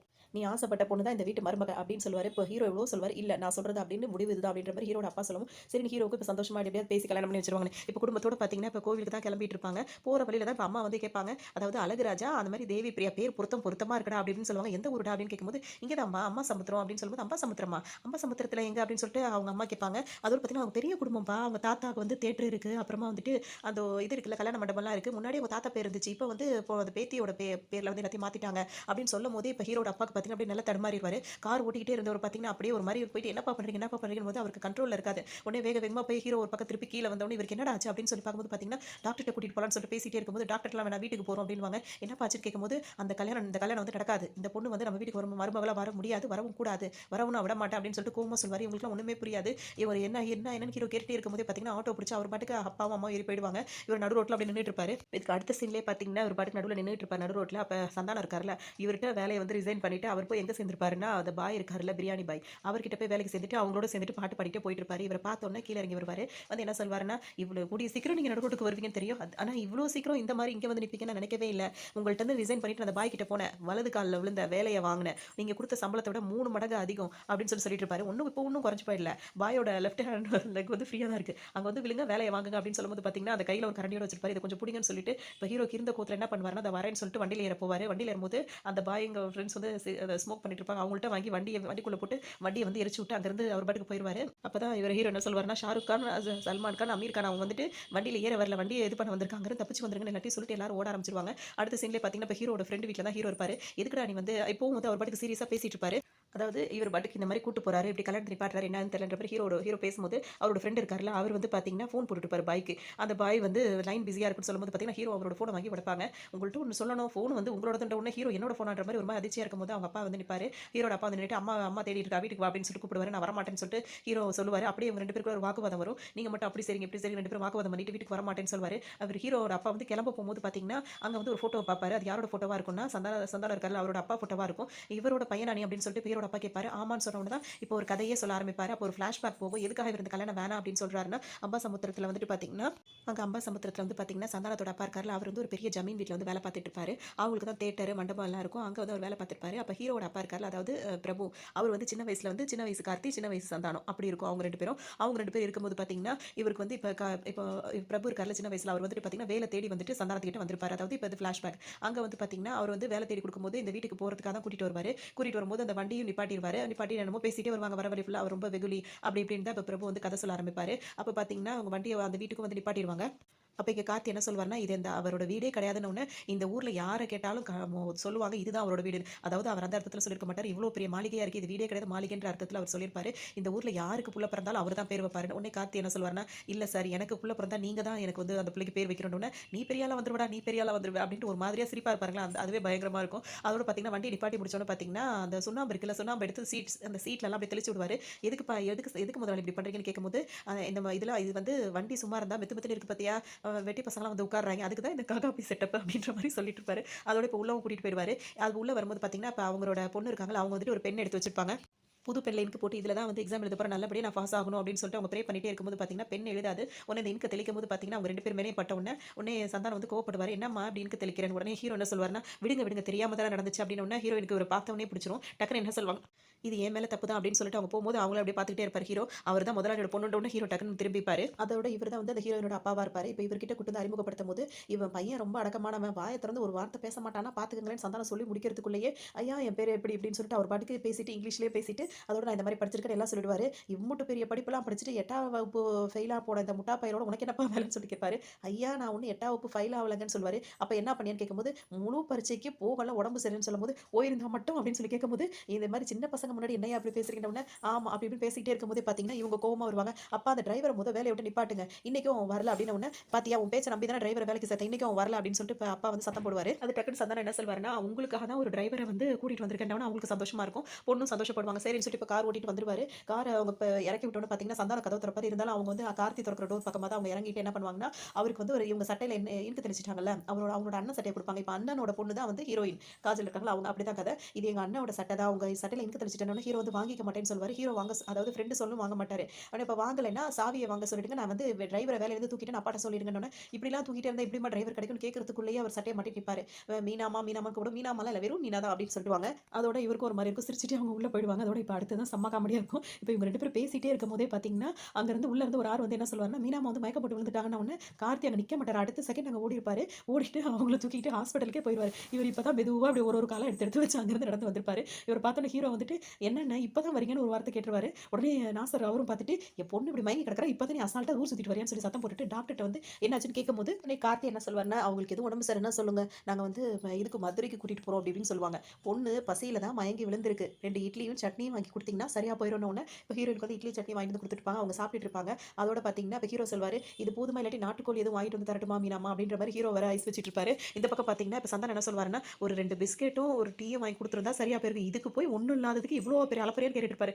அவர் உடனே ஹீரோ அவர் இதுக்கு வர நீ இப்படி ஓடுற அப்படி ஓடுறன்னு கேட்கும்போது ஹீரோயினுக்கு சமக்கம் வந்துடும். நீ அப்படியே நின்றுக்கிட்டு அதுவும் இப்படி லேட்டாக வர, அவரை பற்றி இனிமேல் நீ ஏதாவது பேசுன அப்படின்னா உனக்கு நல்லா இருக்காது அப்படி இப்படின்னு ஹீரோயின் வந்து சந்தானத்தை பயங்கரமாக திட்டி விட்டுருவாங்க. அதோட இவர் காலில் ரத்தம் வந்தோட அப்பா ரத்தம் பாட்டு ஹீரோயின் சொன்ன உடனே மீனாமாவை காப்பாற்றும் போது அப்படியே வந்துருச்சுன்ற மாதிரி நேரம் மயங்கிற மாதிரி மயங்கி போய் அவங்க மடியிலே வந்துருவாரு. அதோட சந்தானம் வாயை பிளந்து நிற்பாரு. அதோட இவங்க 2 பேருக்கு ஒரு பாட்டு வரும், உன்னை பார்த்த நிமிஷம்ன்ற மாதிரி ஒரு பாட்டு வரும். அந்த பாட்டு முடிஞ்சிடும். அதோட இவங்க 2 பேர் லவ் பண்ணுறாங்கன்றது நல்லாவே தெரிய வந்துடும். ஆனால் இன்னும் வெளியே சொல்லிக்காம தான் இருப்பாங்க. அதோட இப்போ நாசர் வந்து என்ன கேட்பாருன்னா, ஒரு தீபாவளிக்கு வந்து தேட்டரில் என்ன படம் போடலாம்னு சொல்லி கேட்கும்போது பார்த்தீங்கன்னா, இப்போ சந்தானம் என்ன சொல்வார்னா, என்னைக்குமே வருங்கால சூப்பர் ஸ்டார் ஆக போகிற சுதாகரோட படம் தான் போடணும் அப்படின்னு சொல்லிட்டு சொல்லுவார். உடனே நீ என்னப்பா நினைக்கிறேன்னு சொல்லிட்டு கார்த்திட்டு கேட்கும்போது, ஐயா என்ன சொல்லணும் அதுதான் சரின்னு சொல்லிட்டு சொல்லுன்னு சொல்லும்போது கார்த்தி என்ன சொல்லிடுவார்னா, இல்லை ரஜினி நடிச்ச பில்லா படம் போடலான்ட்ட உடனே அதெல்லாம் வேணாம் நான் சொல்கிறது செய்யுங்க அப்படின்னு உடனே சரி சந்தானம் சொன்ன மாதிரியே செஞ்சிருவாங்க. ஆனால் ஹீரோயினுக்கும் ரஜினி இப்போ ரஜினி படம் ரொம்ப பிடிக்கும். சரின்னு சொல்லிட்டு இப்போ அவங்க நினச்ச மாதிரியே அந்த சுதாகர் படத்தில் அதை போடுவாங்க. யாருமே இங்கே வந்திருக்க மாட்டாங்க. பில்லா படம் போட்ட தேட்டரில் மட்டும் நல்லா கூட்டம் வந்திருக்கும். இதை பார்த்தோன்னே பார்த்தீங்கன்னா நாசருக்கு செம்ம கோவம் வந்துடும். தலையில் துண்டை போட்டு உட்காந்துருப்பாரு. உன் பேச்சை கேட்டோம் அப்படின்னா வந்துட்டு துண்டை போட்டுட்டு தான் உட்காரணும், உன்னை நம்பி இனிமேல் தேட்டர் நடத்த முடியாது அப்படின்னு சொல்லிட்டு எல்லாம் பேசி முடிச்சுட்டு இனிமேல் வந்து தேட்டருக்கு எந்த படம் போடணும், எப்போ என்ன கிழமையில என்ன போடணும் அப்படின்றது ஃபுல்லாக வந்துட்டு அந்த முடிவு எடுக்கிற உரிமை ஃபுல்லாக வந்து கார்த்தி அவருக்கு தான் வந்து இனிமேல் சொந்தமானது. இனிமேல் அவர் தான் இந்த இதோட மேனேஜர், தேட்டரோட மேனேஜர் எல்லாமே, எனக்கு கூட உரிமை கிடையாது, வேற யாருக்கும் உரிமை கிடையாது நாசர் சொல்லிடுவாரு. உடனே சந்தானத்துக்கு ஒரு மாதிரி ஆயிடும். இருந்தாலும் அதெல்லாம் வெளியே காட்டிக்க மாட்டாரு, அமைதியாக இருப்பாரு. ஏ காலி, இனிமேல் நீ காலி, போய் முட்டை போண்டாக்கு மாவு பேச அதுதானே நீ வந்தப்ப அதுதானே நீ செஞ்சுக்கிட்டு இருந்த, போய் அதே செய் அப்படின்னு சொல்லிட்டு நாசரும் சொல்லிட்டு போயிடுவாரு. உடனே இவர் வேணா வேணா எவ்வளோ கார்த்தி சொல்வாரு, அதெல்லாம் கிடையாது, வருங்கால சந்ததிக்கு வழிவிடணும் அப்படின்னு சொல்லிட்டு அவர் ஒத்துப்பாரு. அதோட பார்த்தீங்கன்னா என்னப்பா தேட்டருக்கு தான் மேனேஜர் ஆகிட்டியே, அப்புறம் ஏன்ப்பா சோகமா இருக்குன்னு சொல்லி சந்தானம் கேட்பாரு. என்ன சொல்றதுனே தெரியல, அந்த மீனாமா நேற்று என்ன மலை கோயிலுக்கு கூட்டிட்டு போய் என்னன்னு சொல்லி கேட்பாரு. அவங்க வந்து என்ன பண்ணாங்க அப்படின்னா லவ் லெட்டர் கொடுத்துட்டாங்க அப்படின்னு சொல்லுவாரு. லவ் லெட்டரா அப்படின்னு ஒன்று இவங்க கரெக்டாக அவங்க லவ் லெட்டர் கொடுக்கும்போது அந்த சீனை காட்டுவாங்க. கொடுத்த உடனே என்னது லவ் லெட்டர், 4 பேர் பார்த்தா என்ன ஆகும், டக்கு டக்குன்னு ஹீரோ வாங்கி கிழிச்சு போட்டுருவாரு. உடனே டக்குன்னு இவங்க அதில் எழுதிருக்கிறதெல்லாம் பேச ஆரம்பிச்சிருவாங்க. அதாவது 1000 முத்தங்களுடன் மீனா எழுதி கொள்வது அப்படின்ற மாதிரி ஆரம்பிச்சு, நீங்கள் அன்னைக்கு இனுக்கு தெளிக்கும் போது பொறுமையாக இருந்தீங்களே அந்த பொறுமை எனக்கு பிடிச்சிருந்தது. எனக்கு நான் மயக்கப்பட்டு விழுந்தோடனே வேகமாக என்ன ஹாஸ்பிட்டல் கூட்டிட்டு போனீங்களே அந்த அக்கறை எனக்கு பிடிச்சிருந்தது. இதுக்கெல்லாம் மேலே எனக்கு பிடிச்ச ரஜினி உங்களுக்கும் பிடிச்சிருக்கு, அதனால எனக்கு எல்லாமே பிடிச்சிருக்கு அப்படின்னு நான் உங்களை விரும்புகிறேன், உங்க கூட வாழணும்னு ஆசைப்படுறேன்னு சொல்லுவாங்க. நீங்கள் அவரோட பொண்ணா இருக்கீங்க, அவர் பேரை நான் கெடுக்க விரும்ப மாட்டேன் ஹீரோ சொல்வார். அப்போ நான் அவரோட பொண்ணா இல்லாட்டி என்னை ஏற்றுப்பீங்கல்ல அப்படி இப்படின்னு கேட்டு அவங்க அது மாதிரி சொல்லுவாங்க. நாளைக்கு 12 மணிக்கு உங்களுக்கு நான் கால் பண்ணுவேன், அப்போ நீங்கள் எடுத்தீங்கன்னா எனக்கு கல்யாணம் பண்ணிக்கிற வார்த்தையை தான் சொல்லணும், இல்லை அப்படின்னா நான் வாழ்க்கையை முடிச்சுப்பேன் அப்படின்ற மாதிரி சொல்லிட்டு அங்கே போயிருப்பாங்க. ஹீரோக்கு இப்போ என்ன பண்ணுறது தெரியாதானே, அவருக்கும் பிடிச்சிருக்கும். இப்போ சந்தானம் என்ன சொல்வார்னா, உனக்கு அந்த பொண்ணை பிடிச்சிருக்கா இல்லைன்னு கேட்கும்போது அவரோட பொண்ணு அதாவது முதலாளியோட பொண்ணா மட்டும் இல்லைன்னா இந்நேரம் நான் தூக்கிட்டு போய் தாலி கட்டியிருப்பேன் அப்படின்னு சொல்லிட்டு ஹீரோ சொல்வார். ஒருவேளை அந்த முதலாளியே இதுக்கெல்லாம் ஒத்துக்கிட்டு உன்னை கூப்பிட்டு வச்சு கல்யாணம் பண்ணி தேட்டரையும் பொண்ணையும் கட்டி கொடுத்து தேட்டரையும் இந்த மாதிரி மண்டபத்தை எல்லாத்தையும் உன் பேரில் எழுதி வச்சாருன்னா அப்போ நீ மேனேஜர் ஆகி எல்லாத்துக்கும் சொந்தக்காரன் ஆகி நீ எனக்கு சம்பளம் கொடுக்குற மாதிரி நிலமை வந்தா அப்படின்னு அந்த மாதிரி மட்டும் நடந்ததுன்னா உங்க வாய்க்கு நான் சக்கரை தான் போடுவேன் அப்படின்னு சொல்லுவாரு. அதெல்லாம் நடக்கும்பா அப்படின்னு சொல்லிட்டு இவரும் சமாதானம் பண்ணி இப்போ கூட்டிட்டு வந்துருவாரு. அதோட பேசிக்கிட்டே இப்போ அந்த தேட்டருக்கும் வந்துருவாங்க. அந்த மேனேஜர் சீட்ல வந்து சந்தானம் உட்காந்துருவாரு. உடனே இவர் கார்த்தி பார்க்கும்போது இல்லப்பா தெரியாம பழக்க தோசத்தில் உட்காந்துட்டேன் அப்படின்னு, பரவாயில்ல கொஞ்சம் 10 நிமிஷம் உட்காரணும், 10 நிமிஷத்துக்கு எதுக்குப்பா பஞ்சுமெத்தை அப்படின்னு சொல்லிட்டு அவர் போய் ஆப்போசிட் சீட்ல உட்காருவாரு.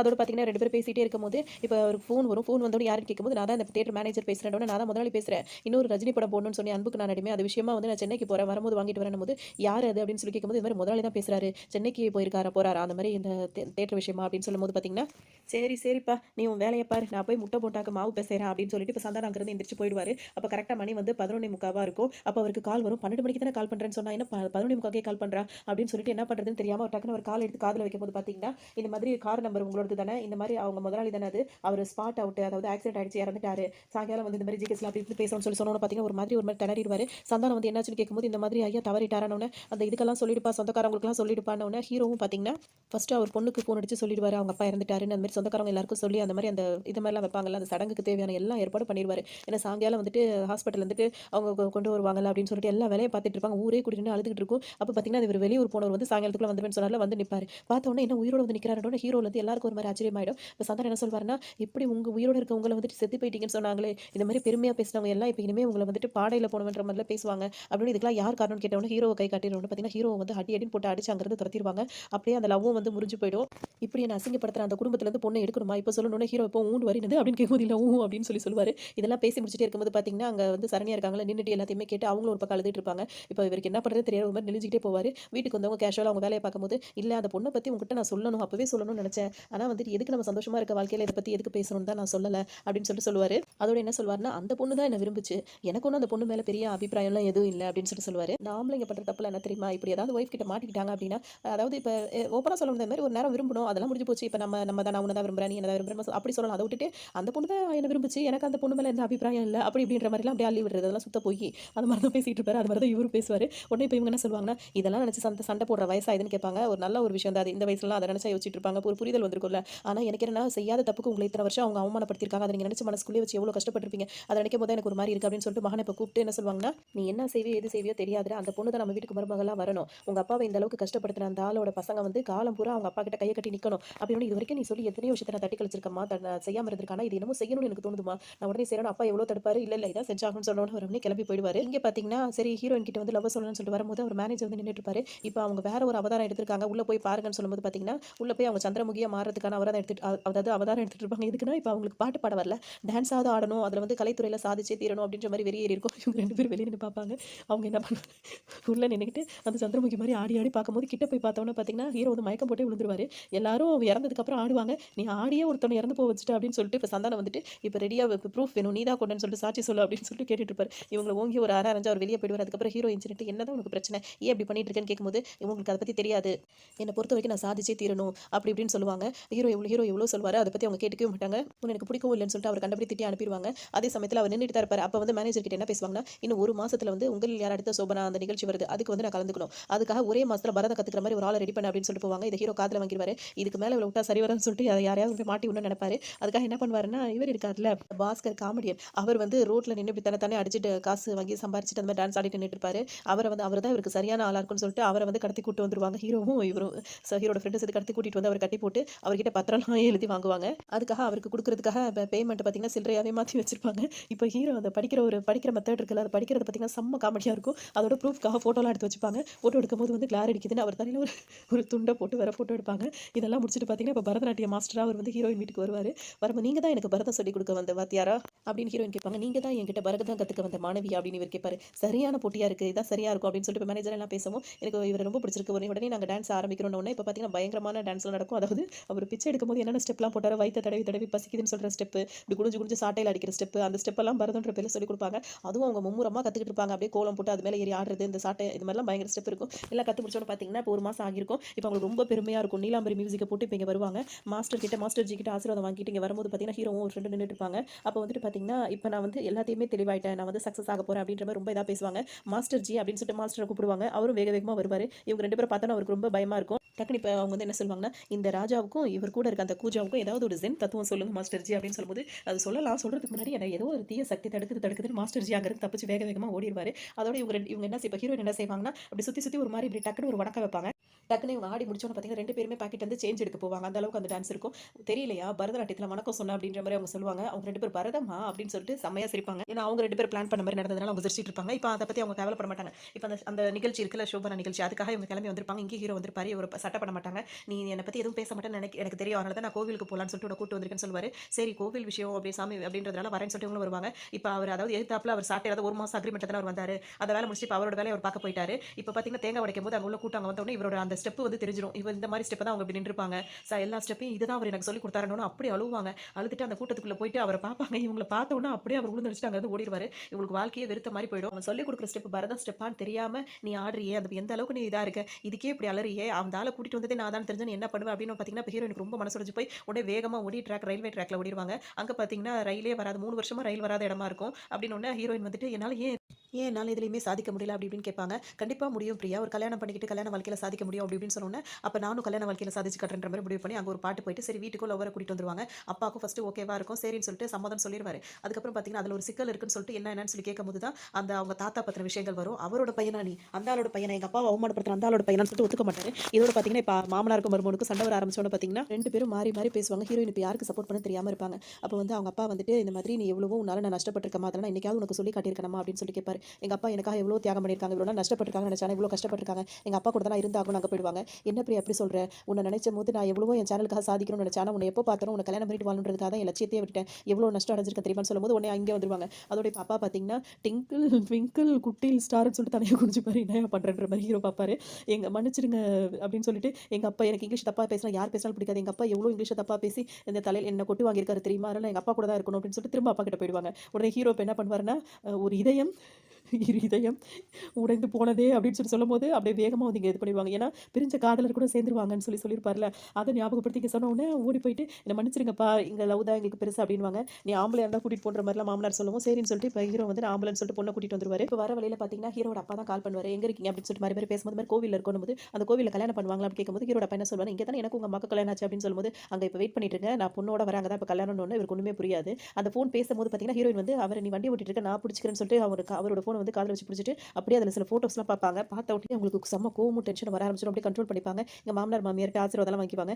அப்போ அதாவது மாமியாருக்கு வந்து ரொம்ப சந்தோஷமா இருக்கும். பொண்ண பார்த்தோனே ஹிந்தி நடிகை மாரிலாம் இருக்காடான்னு சொல்லுவாங்க. ஆனா அப்பா வந்து என்னடா சொல்ற? இந்த மாதிரி திடீர்னு ஒரு பொண்ண கூட்டு வந்து கல்யாணம்னா எப்படி அவ வேற இப்படி இப்படி பேசிட்டு இருக்கான்னு பார்த்தீங்கன்னா, மாப்பிள்ளை வீட்டு, பொண்ணு வீட்டுக்காரங்க 2 பேரும் நின்னு இங்க வாய் தகராறு ஆரம்பிச்சு பெரிய சண்டை சச்சரவா போயிரும். இந்த கல்யாணத்த நடக்க விட மாட்டேன்னு அவர் சொல்லுவாரு. நடத்தி காட்டுறேன்னு அவர் சொல்லுவாரு. இப்படியே 2 பேருக்கும் பயங்கர சண்டை போயிட்டு இருக்கும். சந்தானம் இடையில வந்துட்டு எவ்வளோ சமாதானப்படுத்த கேட்க மாட்டார். நீ யாருடான்னு கேட்கும்போது சம்மந்தம் இருக்கு. இந்த கல்யாணத்துக்கு எனக்கு சம்மந்தம் இருக்குன்னு கதை சொல்லுவாரு. அதாவது அந்த பழைய கதையில பார்த்தீங்கன்னா, இவர் வந்து மேனேஜர் ஆகியிருப்பாங்கல்ல. இனிமே வந்துட்டு நீ முட்டை போதுண்டாக்க மாவு பேசுன்னு சொல்லியிருப்பாங்கல்ல. அதிலேயே வந்துட்டு பார்த்தீங்கன்னா, அந்த சந்தானத்துக்கு வந்து அவ்வளோ கோவம் வந்திருக்கும். இப்ப வந்து மூஞ்ச கிட்ட காட்டி அப்ப அதெல்லாம் காட்டியிருக்க மாட்டாங்க. இப்ப காட்டும்போது பார்த்தீங்கன்னா, மூஞ்சில வந்து ரெட் கலர் லைட்டு அப்படியே ஜூம் பண்ணி காட்டி, அப்படியே அவருக்கு செம்ம கோவமா இருக்க மாரி காட்டுவாங்க.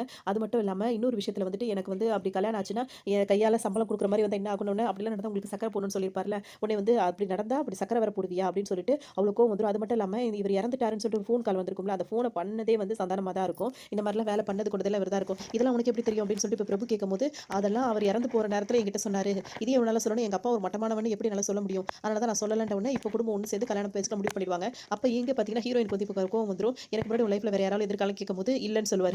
என் மேல சத்தியமா சொல்லு அப்படின்னு சொல்லிட்டு ஹீரோயின் கேட்பாங்க. அவர் சத்தியம் பண்ணுவாரு. சத்தியம் பண்ண நான் செத்துருவேன் தெரிஞ்சும் இப்படி தானே சொல்றேன். நீ எத சொல்றேன்னு இவருக்கு ஒண்ணுமே புரியாது. நான் இப்ப சொல்றது என்ன உனக்கு காட்டுறேன்னு சொல்லிட்டு ஃபோன் எடுத்து அந்த ஃபோட்டோ எடுத்து காட்டுவாங்க. அது என்ன ஃபோட்டோவ பார்த்து இவங்க கோவப்பட்டுருப்பாங்கன்னா, கரீனா சோப்ராவோட இவர் வந்துட்டு ஃபோட்டோ எடுத்திருப்பார்ல. அத பார்த்துட்டு ஓ இதுவா இப்பவே உனக்கு கால் பண்றேன் இரு அப்படின்னு சொல்லிட்டு கால் பண்ணி பேசும்போது பார்த்தீங்கன்னா, டார்லிங் டார்லிங் சொல்லிட்டு பேசும்போது நான் அப்பவே சொன்னேன்னு சொல்லி திரும்ப கோச்சுப்பாங்க. நீ நேர்ல வா நான் கூட்டிட்டு போறேன்னு சொல்லிட்டு அவர் இருக்கிற இடத்துக்கே வந்துருவாரு. இங்க பார்த்தீங்கன்னா பெரிய கூத்தே நடந்துட்டு இருக்கும். இவர் கல்யாணம் விஷயம் போட்டு அவங்கள கல்யாணம் பண்றதுக்காக வற்புறுத்திட்டு இருப்பாரு. நெஹி நெஹி அப்படின்ட்டு இவங்களுக்கு வந்திருப்பாங்க. ஹிந்தி பட பேரா ஒருத்தரா சொல்லுவாங்க. என்னைய கல்யாணம் பண்ணிக்க மாட்டேன்ற ஷாருக் கான் லவ் பண்றானா? அமீர் கான் லவ் பண்றானான்னு மாதிரி அவர் கேட்டுட்டு இருப்பாரு. இவர் ஒத்துக்க மாட்டாங்க ஓங்கி அரைஞ்சிருவாரு. சரி சரி தப்பு தப்பு என்ன வேணா நீ அடிச்சுக்கணும்னு உள்ள கோவத்தெல்லாம் சேர்த்து வச்சு ஒரே குத்தா குத்துவாங்க. இந்த முரட்டுத்தனம் தான் உங்ககிட்ட பிடிச்சிருக்குன்ற மாதிரி அவர் ரொமான்ஸ் பண்ணிட்டு இருப்பாரு. அதோட பார்த்தீங்கன்னா ஹீரோயினை கூட்டிட்டு இங்க வந்துருவாரு. இங்க வந்து பார்த்தோன்னே ஹீரோ பார்த்தோன்னே டார்லிங்னு அவங்க மேல வேற இவர் சாஞ்சிப்பாரு. அத பார்த்தோன்னே ஹீரோயின் ஓடுறேன்னு நிப்பாங்க. கொஞ்ச நேரம் இருடி அப்படின்னு அவள சமாதானப்படுத்திட்டு இத கழட்டு அப்படின்ட்டு எல்லாரையும் விரட்டி விட்டு இவங்களோட தலையில இருந்து டோஃபாவை கழட்டணும்னு பார்த்தீங்கன்னா, அது சந்தானமா இருப்பாரு. அவ்வளோதான் இப்ப ஹீரோயின் வந்து நான் உங்கள தப்பா நினைச்சுட்டேன். என்ன மன்னிச்சு ஏத்துப்பீங்களா? அப்படின்ற மாரி கேட்பாங்க. உடனே அவங்க 2 பேருக்கு இப்ப கல்யாணம் ஆயிடும். இவர் பார்த்தீங்கன்னா, கரீனா இப்படி ஆனதுல அவர் ஒரு மாரி ஷாக் ஆகி ட்ரீட்மெண்ட்டுக்கே போயிடுவாரு. இப்ப அவர செக் பண்ண டாக்டர்லாம் என்ன சொல்வாங்கன்னா, இவர எதுவுமே செய்ய முடியாது. அப்பப்ப கரீனா வந்துட்டு இவர் முன்னாடி வந்துட்டு அதே மாரி வந்து டான்ஸ் ஆடி கொண்டுட்டு இருந்தாங்கன்னா, இவருக்கு பல ஞாபகங்கள் வர ஆரம்பிச்சுரும்னு சொல்லும்போது பார்த்தீங்கன்னா, இதான் சாக்குன்னு சொல்லிட்டு இப்ப சந்தானம் வந்து என்ன பண்ணுவாரு, டெய்லி கரீனா மாரி வேஷம் போட்டு அவர் முன்னாடி ஆடிக்கிட்டு இருப்பாரு. இவங்க 2 பேரும் கல்யாணம் ஆகி அவங்க 2 பேரும் சந்தோஷமா இருக்க மாரி தான் அந்த படத்த முடிப்பாங்க. ஸ்டார்ட்டிங்லேருந்து எண்ட் வரைக்கும் ஃபுல் அண்ட் ஃபுல் வந்து காமெடியா தான் இருக்கும். பார்க்கறதுக்கு ரொம்பவே நல்லாருக்கும். நல்ல ஒரு என்டர்டெயின்மென்ட்டான மூவியா இருக்கும். இந்த கதை